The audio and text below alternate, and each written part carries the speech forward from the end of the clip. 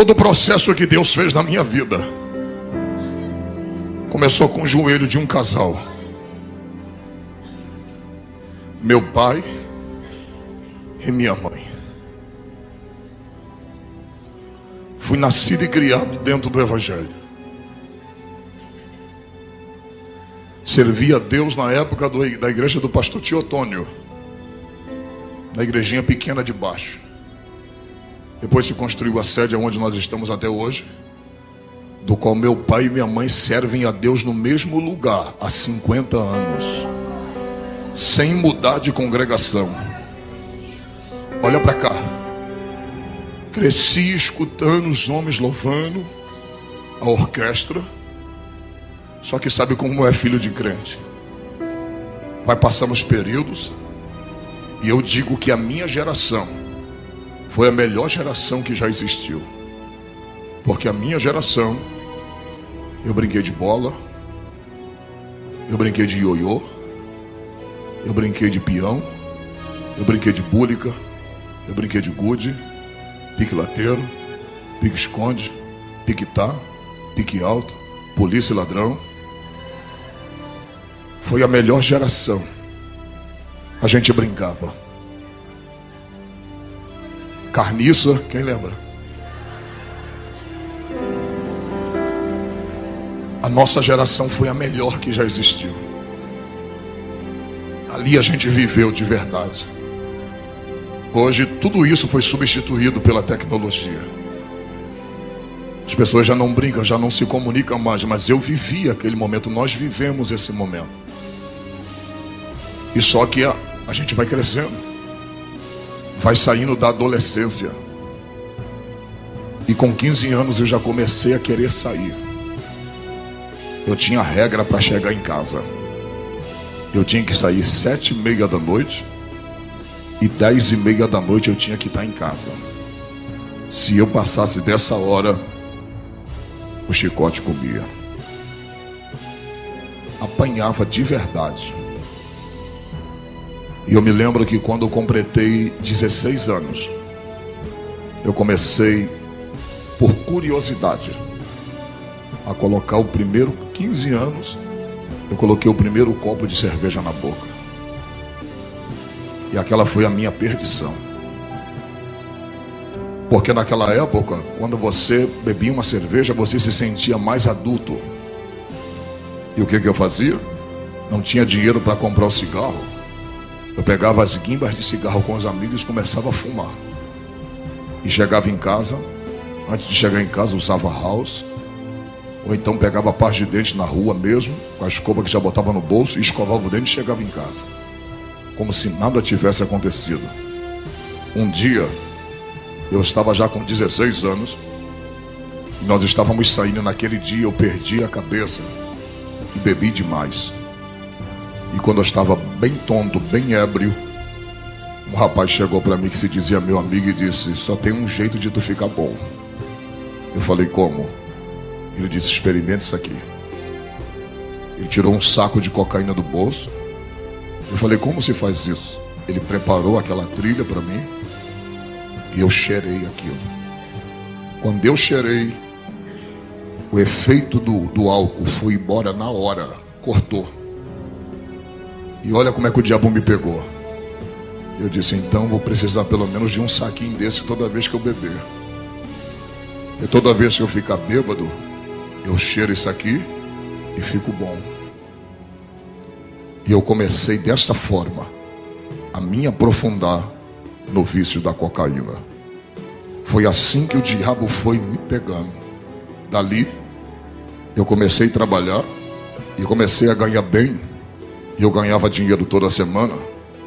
E R$100 há 20 anos atrás era dinheiro.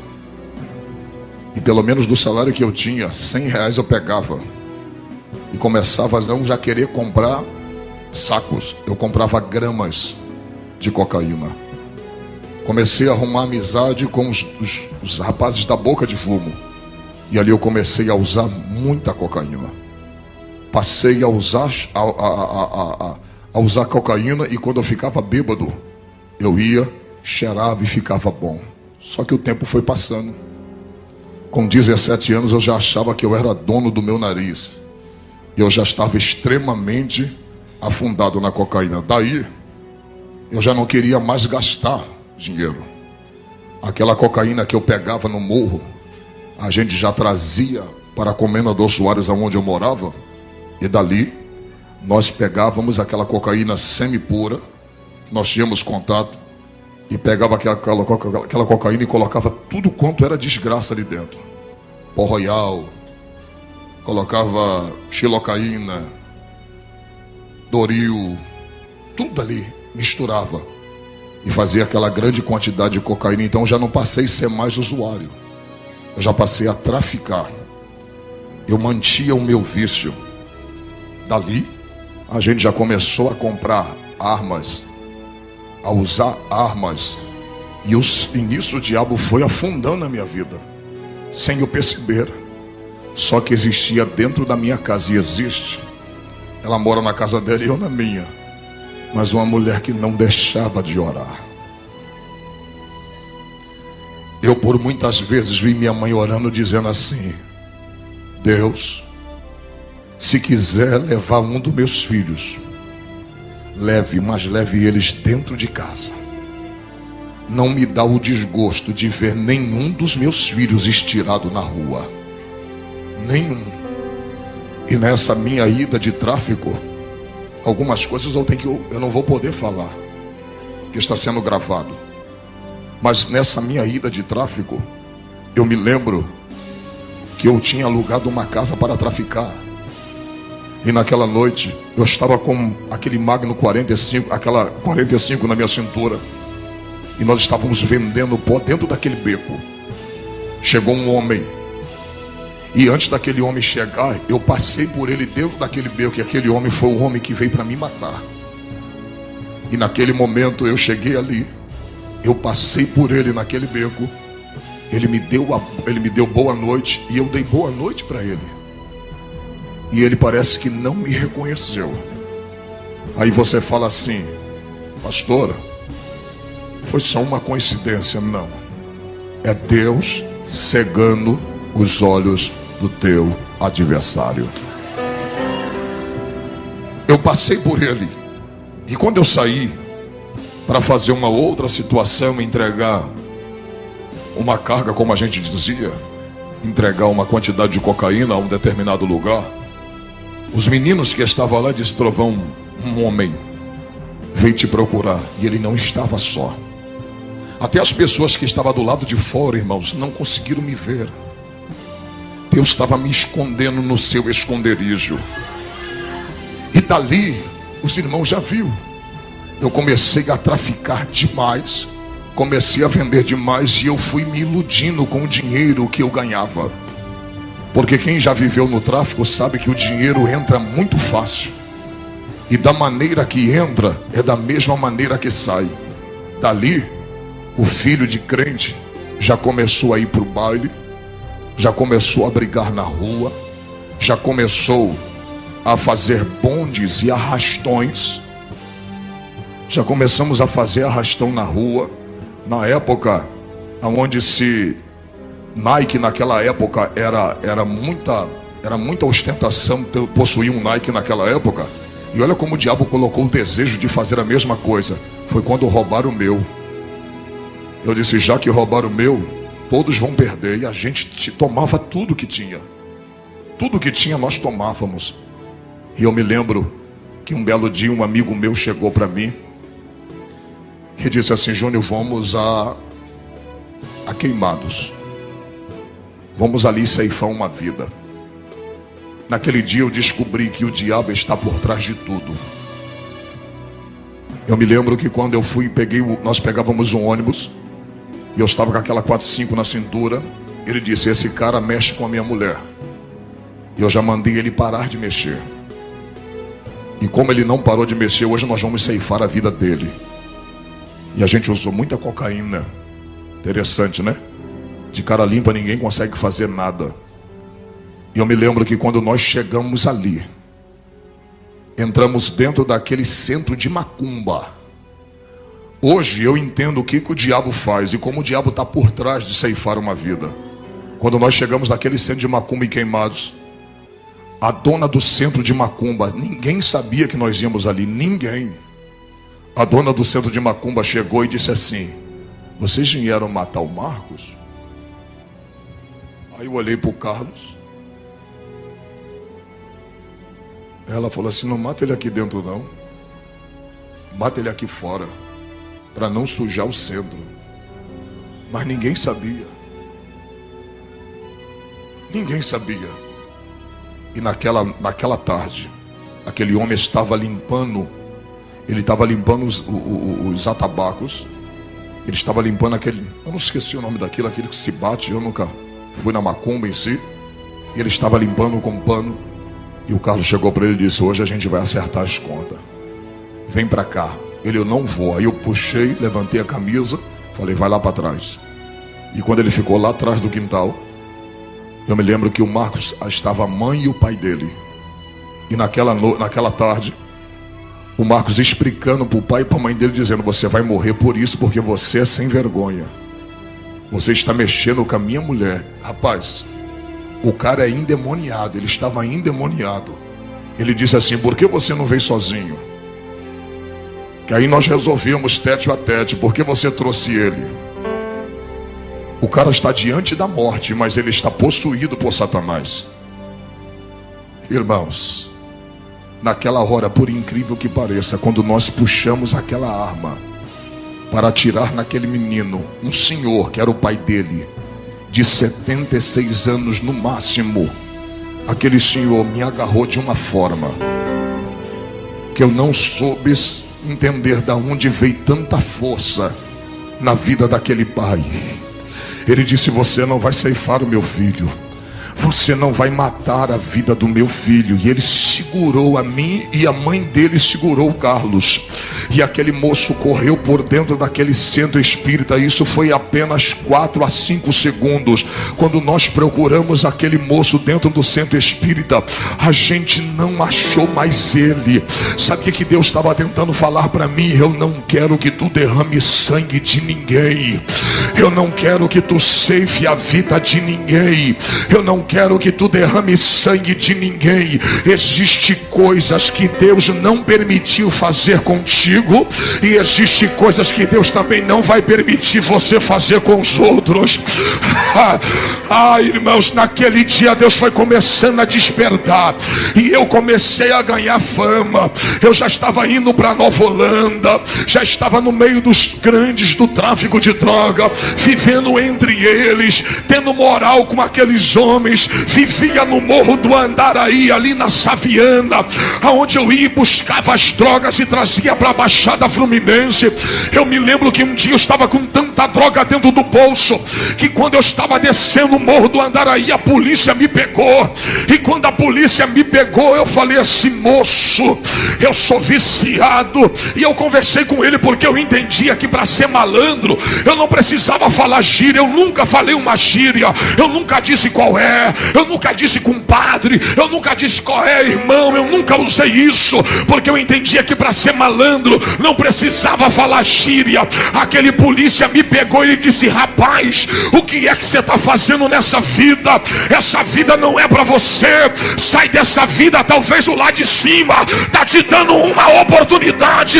Larga essa vida. Eu vou prender a tua droga. E sabe o que ele disse para mim? Se eu te levar para a cadeia, tu assina o 12 e tu vai puxar um bom tempo de cadeia, mas alguma coisa está me dizendo para mim ficar com a tua droga e deixar você embora. Era a oração da minha mãe dizendo: cuida meu filho, guarda do meu filho, livra a vida do meu filho, proteja a vida do meu filho.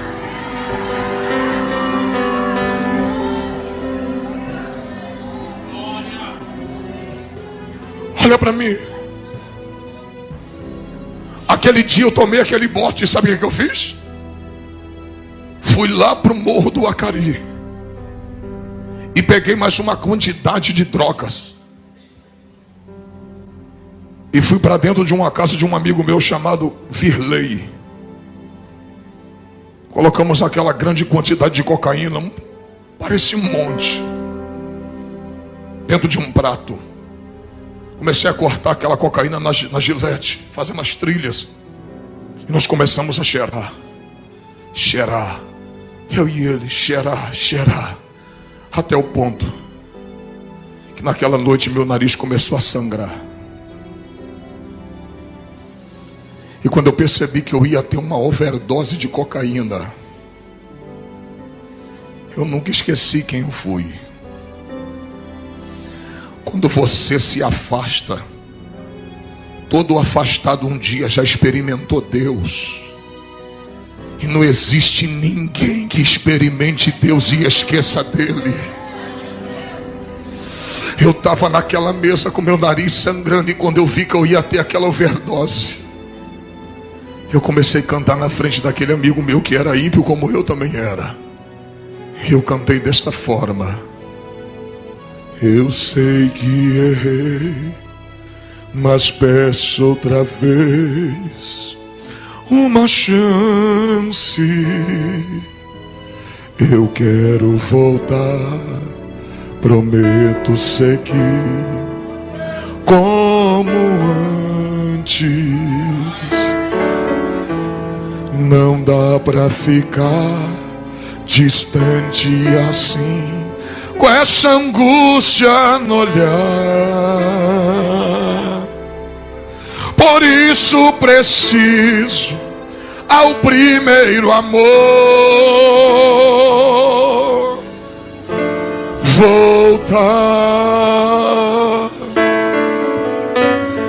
Eu quero voltar ao primeiro amor.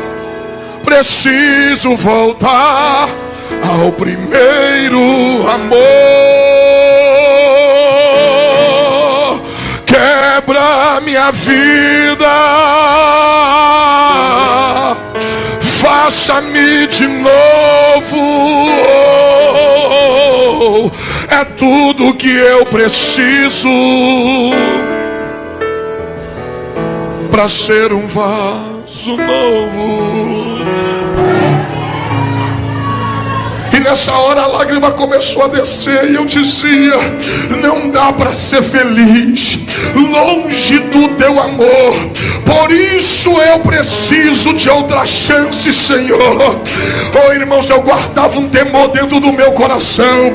Por isso que quando eu tentava matar alguém, eu nunca conseguia. Eu já troquei tiro com polícia, eu já troquei tiro com pessoas, mas eu nunca consegui propriamente tirar a vida de alguém. E eu sempre desejava, o diabo sempre botava no meu coração: tira a vida de alguém. O diabo sempre quis que eu derramasse sangue para ele beber. Mas tinha uma mulher orando de cabelo branco dizendo: guarda meu filho, protege meu filho, livra a vida do meu filho.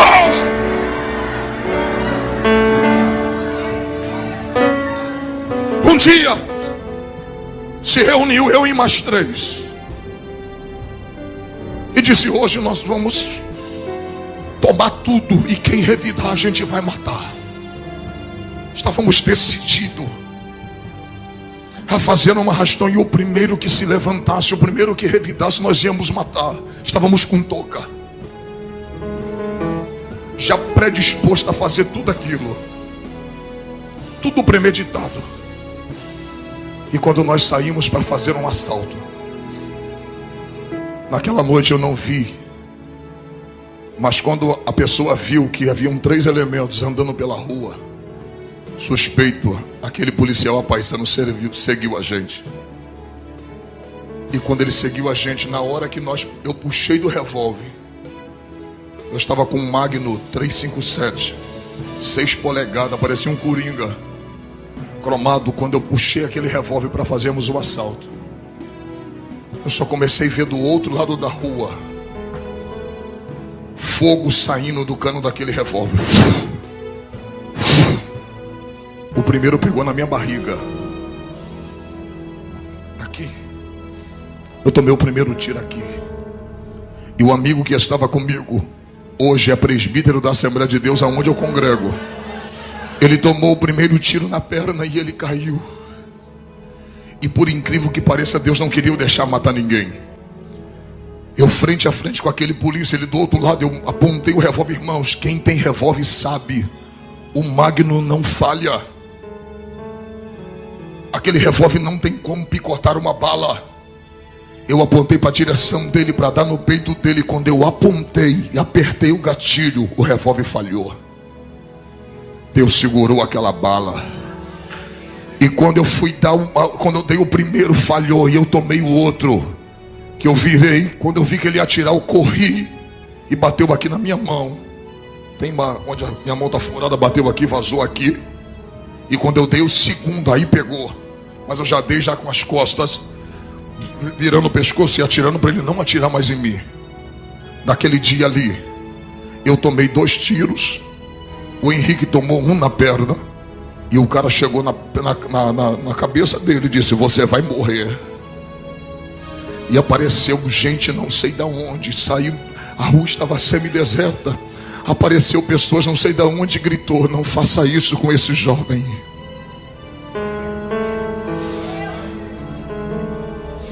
E ele chutou o corpo do meu amigo. E eu corri. Peguei um ônibus, nós não estávamos de carro, pegamos um ônibus. Rendi aquele ônibus, puxei aquela arma imensa. Rendi o motorista e disse: me leva até a minha casa. Me leva até Comendador Soares. Nós tomamos tiro em Nova Iguaçu, lá na Dalvomor, na troca de tiro com policiais. Eu disse: me leva até minha casa, não para ninguém. Quando ele me parou, deixou num ponto próximo da minha casa, eu desci, joguei a arma na linha do trem. E quando eu joguei a arma na linha do trem, eu vim para casa. Eu estava com a camisa branca, eu estava com a calça branca e uma camisa verde, um blusão verde por cima, que escondia aquela arma. Quando eu cheguei em casa, que eu tirei a minha camisa, gritei minha mãe, falei: mãe. Minha mãe olhou para mim e disse: meu filho, o que foi isso? Porque você está tão cheio de sangue? E eu disse: mãe, teu filho tomou tiro. E minha mãe olhou como se fosse hoje, 20 anos atrás. Ela olhou e disse: meu filho, Deus preparou o coração da tua mãe para esse dia. E ela me lembrou de uma palavra que ela tinha me dito e eu tinha esquecido. Ela falou: você lembra 15 dias antes de você sair daqui? Eu já sabia para onde você ia. Eu estava indo para o morro, toda sexta-feira eu ia para o morro. E ela disse assim: eu estava saindo 7 horas da noite para ir para a favela. Ela me parou na porta de casa e disse assim: meu filho, nesta madrugada sua mãe estava orando por você. E Deus se apresentou a mim e disse: mulher, não peça mais misericórdia pela vida daquele homem, porque a partir de hoje eu, o Senhor, vou tratar com ele pessoalmente. A minha mãe me lembrou disso. E esse tratar de Deus pessoalmente foi os tiros que eu tomei. A minha mãe olhou para mim, eu baleado. Ela disse: a tua mãe tem problema de coração, mas Deus preparou o coração da tua mãe para esse dia. Irmãos, quando a minha mãe falou isso, ela falou assim: tira a camisa. Tira a camisa. Quando eu tirei a camisa, eu tinha tomado tiro apenas no corpo, na carne. Eu não tomei tiro no sangue, nos ossos. Por isso eu não senti dor. Eu estava com sangue quente, então não sentia dor.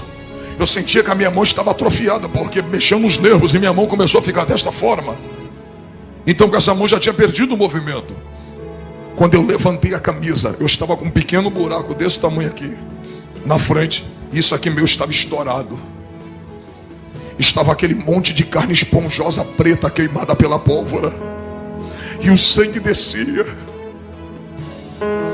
E quando eu vi o sangue descendo, eu disse: eu vou morrer, porque vai vazar muito sangue, eu vou morrer por falta de sangue.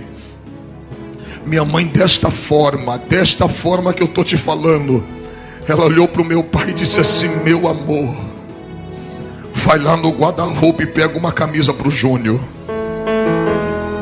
Meu pai trouxe a camisa. Daqui a pouco ela disse: veste ele. Aí ela disse: agora desça a escada de nossa casa e leva nosso filho para o hospital. Irmãos, quando eu estava descendo a escada de nossa casa, eu tinha olhado para minha mãe com um último olhar de despedida, porque eu sabia que eu não veria mais minha mãe, eu ia morrer naquela noite. E quando eu estou descendo a escada, quando eu cheguei no 4º degrau da escada da minha casa, minha mãe olhou e disse: olha para mim, meu filho. Aquela foi a palavra de vida que eu precisava. Ela disse: olha para sua mãe, da mesma forma que você está saindo daqui com vida, a sua mãe vai entrar dentro daquele quarto agora e vai fechar a porta. Da mesma forma que você está saindo com vida, você vai voltar daquele hospital. E eu balançei a cabeça e ela disse: sabe por que você vai voltar? Porque você é promessa de Deus para minha vida. E você vai voltar daquele hospital com vida. Irmãos, eu passei 3 dias dentro do hospital Souza Aguiar. Não quiseram me receber no Iguaçu, não quiseram me receber no Hospital da Posse. Disse: não tem vaga para ele, porque todos diziam, os bombeiros diziam: o traficante tem que morrer, deixa ele morrer, deixa ele sangrar até morrer. E naquele momento, em cima daquela marca, eu dizia: Deus, a minha vida está nas tuas mãos. Se tu me der mais uma chance de viver, eu vou voltar para o teu caminho, e da tua presença eu nunca mais me apartarei. Naquele dia, Deus parece que colocou o anjo do meu lado, e parece que Jesus estava injetando o sangue dele nas minhas veias. Eu sangrei de 9 da manhã, eu sangrei de 9 da noite até as 3 da tarde. Era para me ter falecido na mesa de cirurgia, mas naquele dia os médicos diziam, os bombeiros diziam: deixa ele morrer. Os policiais diziam: deixa ele morrer. Mas já tinha anjos ali. E do nada apareceu uma médica no hospital do Iguaçu e disse: eu liguei para o Souza Aguiar, e lá tem uma vaga para atender esse jovem. Cheguei no Souza Aguiar, ainda me deixaram sangrando, esperando no meio do corredor. De meia-noite até as 3 da tarde eu fiquei só com soro e perdendo sangue. Naquele dia o diabo queria levar minha vida, mas você não entendeu ainda. Enquanto eu estava perdendo sangue, minha mãe estava clamando pela vida dentro daquele quarto. Havia uma batalha entre a vida e a morte. O diabo queria me ceifar, mas eu era uma promessa. Você não entendeu, eu sou uma promessa. E aquilo que Deus promete, nem a morte é capaz de anular a promessa de Deus. Oh, glória! Olha para mim, irmãos. Naquele dia, olha para cá, eu saí de dentro daquele hospital, fui para casa, fui me regenerando, me cuidando, não morri. Mas parece que alguma coisa ainda me prendia. Eu larguei o tráfico, mas eu não larguei a cocaína. E eu mesmo andando assim encurvado, 3 meses depois eu ainda cheirava. 7 meses depois eu ainda cheirava. E um dia encontrei um homem, sabe aqueles carrapatos de Jesus, aqueles que não largam do teu pé. Rapaz, não faz promessa para crente não, porque se crente falar assim: ó, vamos no culto comigo, você falar um dia eu vou, acabou. Enquanto tu não for, ele não larga do teu pé.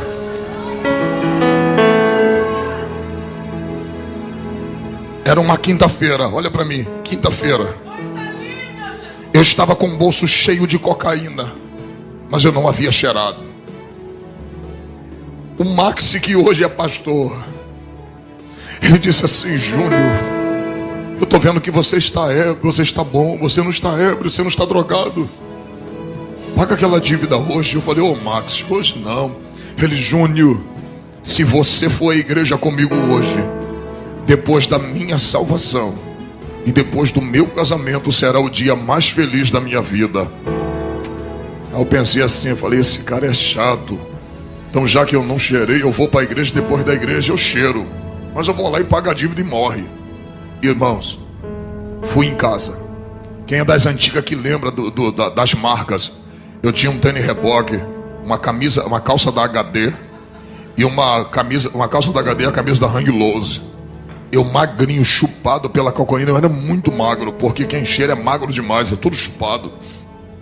Vai eu à igreja. 7 horas cheguei, 7 e pouca cheguei na igreja. Irmãos, a congregação do campo do pastor Geraldo Vicente, lá em Comendador Soares. Estava lotado na rua da Sobel, da antiga Sobel, lotada como está aqui. Tinha-se tanto de gente aqui na igreja. O púlpito cheio. Quando deu 8 horas, ele me apresentou. Ele disse: está conosco aí o Júnior, a convite do Max. Está aí. Irmãos, quando deu 8h25, Jonas ficou de pé. E disse assim: Júnior, fica de pé. Eu disse: ele é. Ele falou assim para mim: você crê que Deus fala com um homem? Eu falei: creio, porque minha família é evangélica, eu nasci no berço evangélico, eu sabia que Deus falava. Ele: você crê que Deus falou comigo? Eu disse: creio. O Deus que eu sirvo veio no meu ouvido aqui agora e disse assim para mim: dá oportunidade para esse moço vim aqui na frente cantar um hino para tirar dízimos e oferta para minha casa.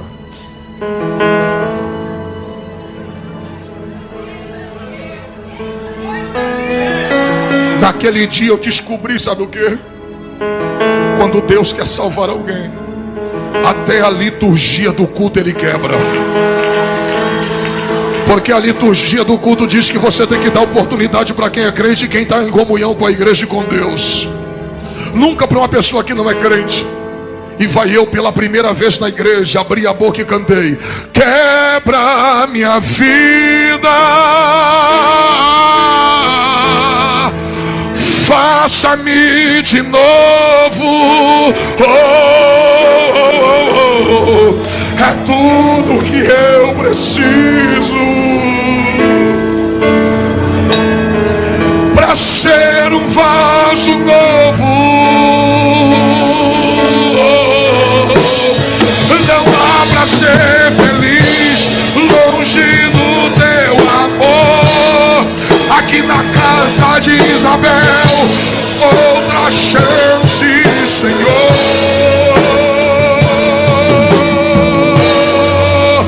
Quebra minha vida. A igreja.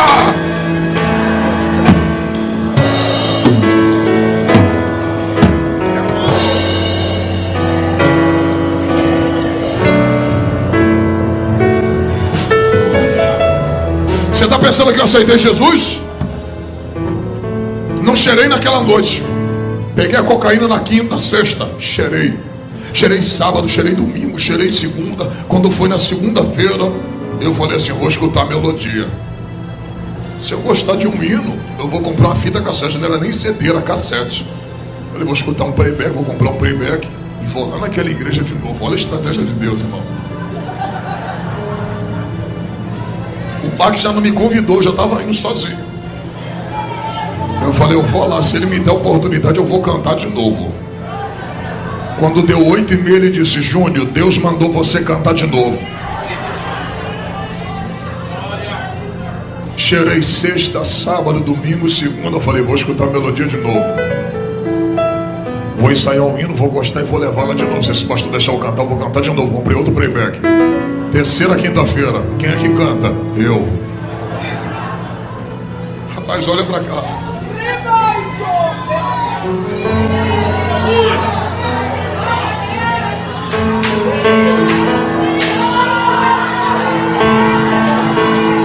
Ele colocou o ministério dele em xeque por causa da minha alma. Porque aquilo ali da reunião de ministério, não você pode deixar uma pessoa que não é crente assumir um púlpito que é santo.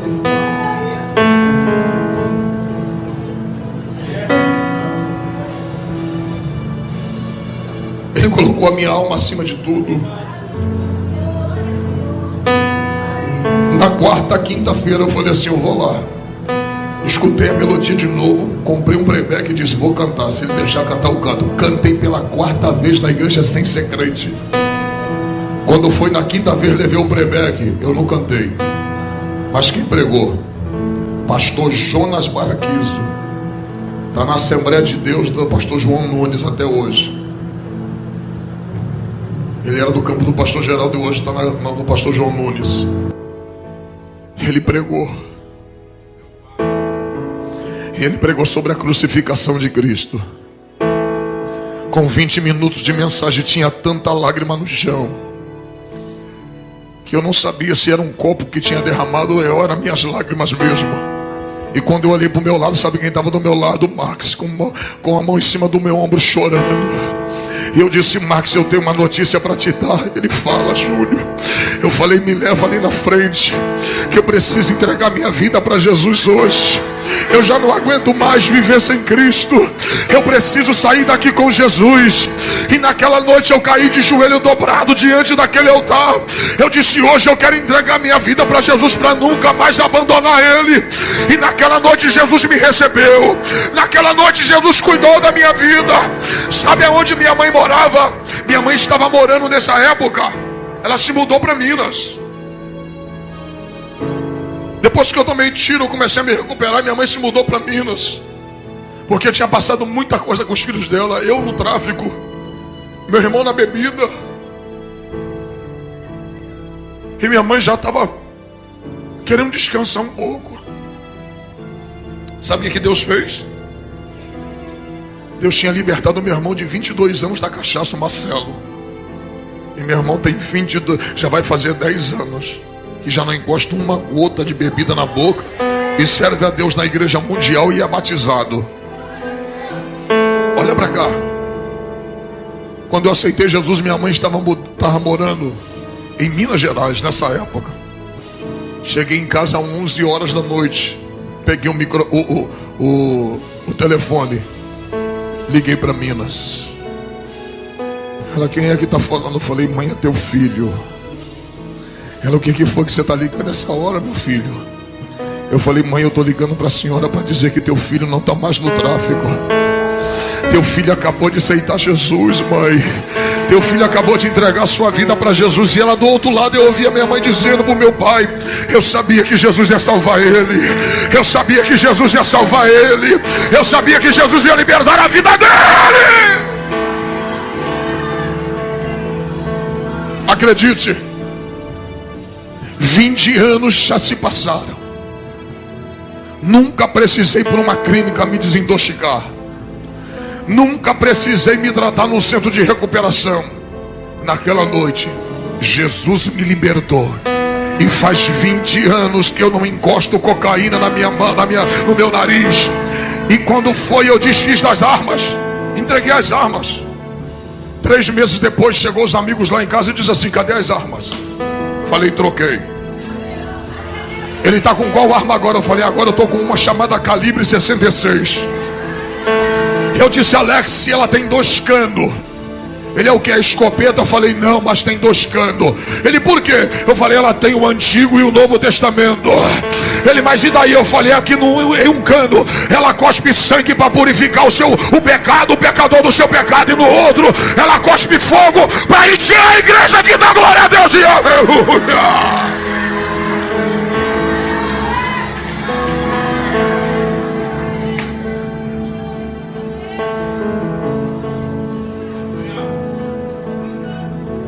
Minha esposa está aqui, não me deixa mentir. Encontrei o Jonas Baraquizo trabalhando numa loja aqui em Nova Iguaçu. Dei um abraço nele. Se alegrei com ele. 2 dias depois eu voltei em Nova Iguaçu com um paco meu de DVD. Falei: aqui, toma todos esses DVD. Esse aqui é os DVD do teu filho na fé. Isso aqui é os DVD que Deus deu para o teu filho pregar. Eu sou teu filho na fé. Olha o que Deus está fazendo na vida do teu filho. Abracei ele. Eu disse: muito obrigado por ter acreditado na minha vida. Oh, glória. E sabe o que ele falou?